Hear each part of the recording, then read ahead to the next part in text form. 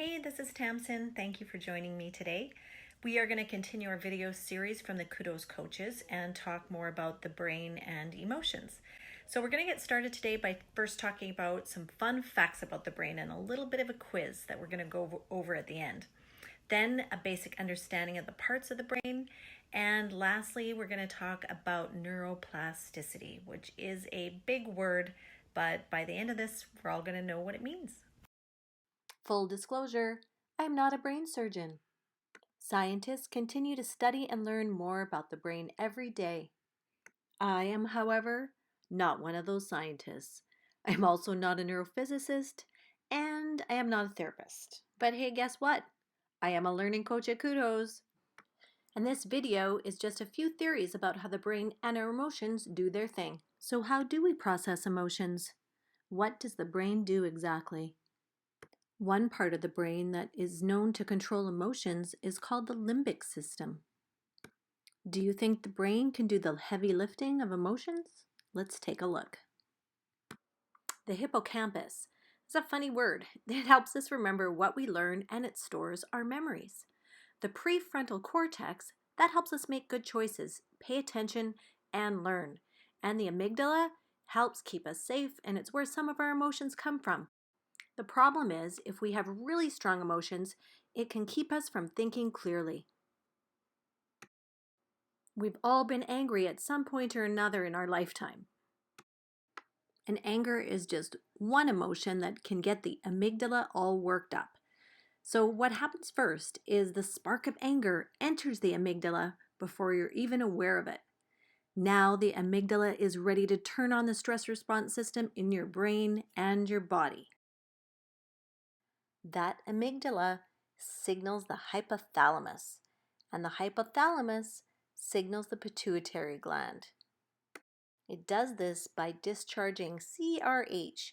That's a little hormone, and it releases that into your brain. These hormones, also known as adrenaline, prepare your body for flight or fight, and they increase your heart rate, elevate blood pressure, and boost energy levels. The amygdala is intended to protect us from danger. However, it can interfere with our functioning in today's world where we don't need to flee from danger in the same way anymore. So sometimes our thoughts and emotions can get hijacked by the amygdala. One of the really cool things about the amygdala, in addition to helping us experience fear, the amygdala also helps us learn from situations that create fear.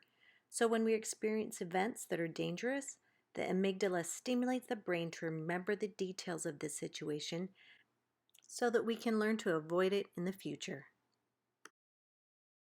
So remember, when you're having a really strong emotion, like anger, sometimes the underlying feeling beneath that can be helplessness or frustration.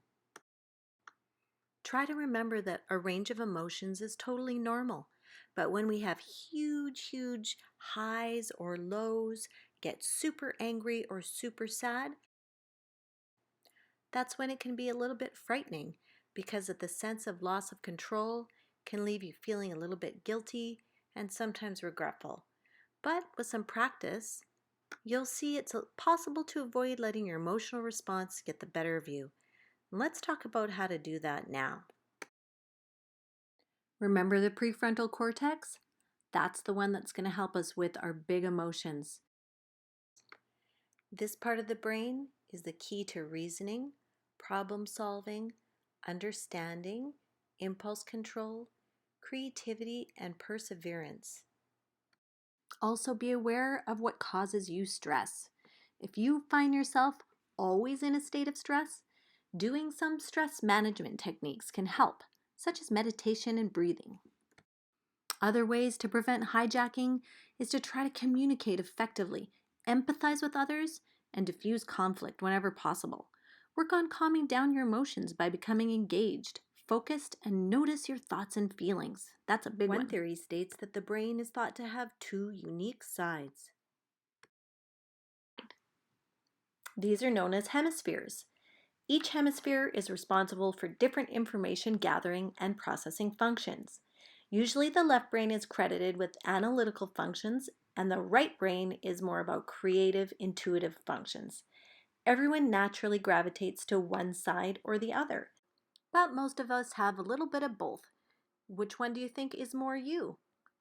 I would say I'm more on the creative side, but I also can be logical and have good reasoning skills.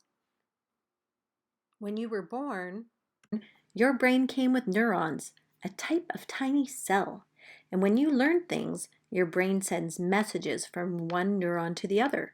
If you do the same thing enough times, your brain eventually makes a connection or a path between neurons. Remember that big word we talked about at the beginning of the video called neuroplasticity? That's a pretty cool word, and it's a big word. But what it really means is just that our brains can expand and grow. For those of you that saw Luke's video, remember he talked about deep snow and about creating a new path. First, it can be really difficult, but after time and practice, it gets easier and easier. Like a physical muscle, the brain gets stronger the more you use it. The brain is a pattern-seeking device. So when the neurons in your brain are activated in a particular pattern, it's faster and easier for your brain to follow that same pattern in the future.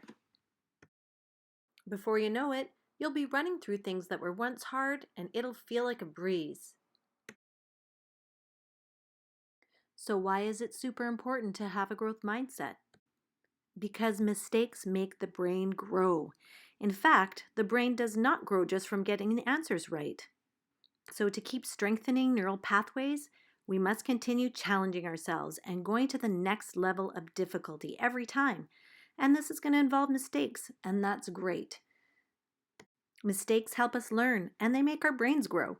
If you were walking through a grassy field and you fell in a hole while you're making a path, that's okay. You wouldn't stay there. You would just get up and remember the choice you made to get there. Next time, you would know that that hole was there and you could walk around it.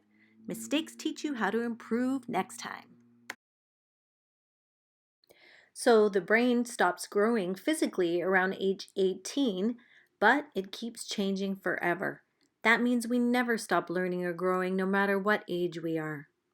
Speaking about learning, let's learn some fun facts about the brain and see if some of these answers might surprise you. Do you think our brains feel any pain?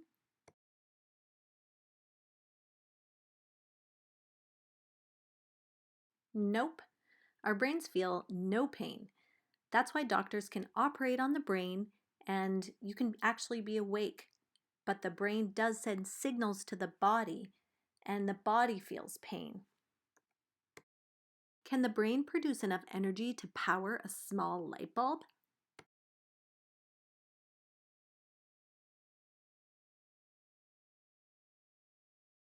Yes, neurons in the brain do make enough electricity to run a light bulb.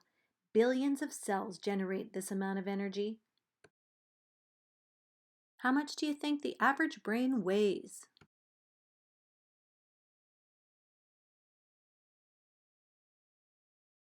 If you guessed around 3 pounds, you are correct. Is your brain storage capacity virtually unlimited?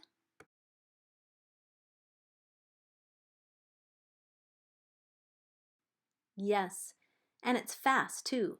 So fast that it's speedier than the world's greatest computer.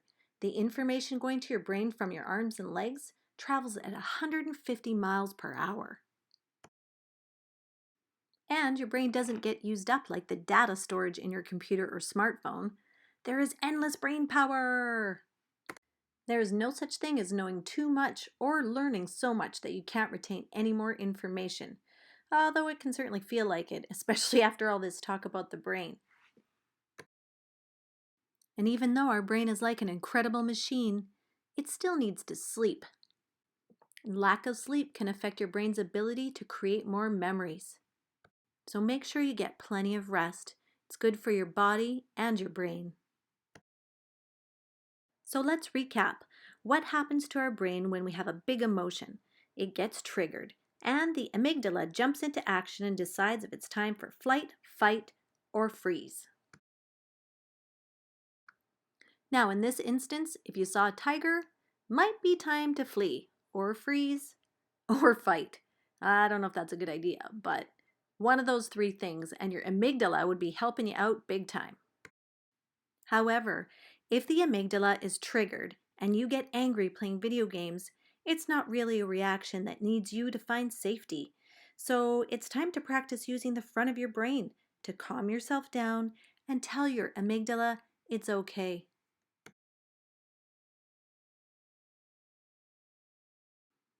Here's a small challenge for your brain. Next time you experience a big emotion, be aware of what your brain and body are doing. Just take note of it. The next time you make a mistake, try again and think about making new pathways in your brain and celebrate those mistakes. Woo! Also, I have a question. Do you think animals experience emotion?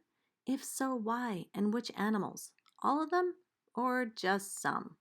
Let me know.